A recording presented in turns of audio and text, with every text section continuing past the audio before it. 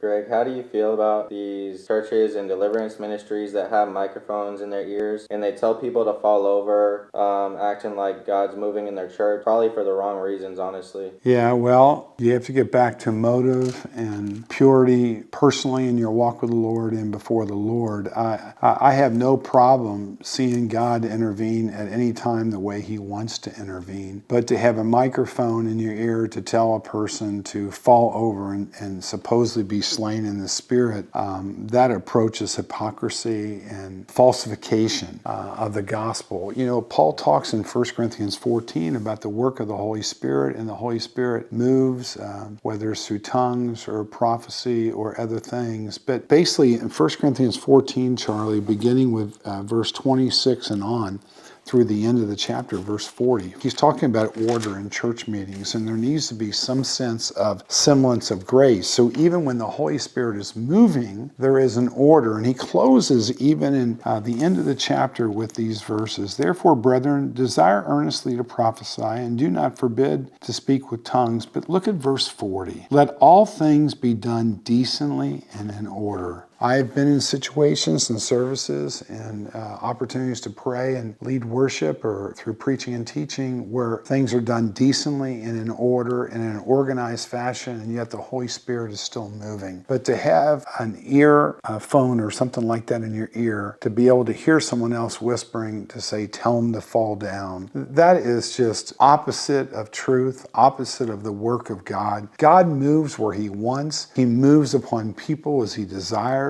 He breaks people as He desires and as people receive the work of God in their life. But to have something to appeal to people and call that slain in the Spirit when it's just a mockery before God, when someone's speaking to tell them to do this now. When God's behind it, the Holy Spirit moves upon people, you can tell that the Holy Spirit is moving and it's genuine.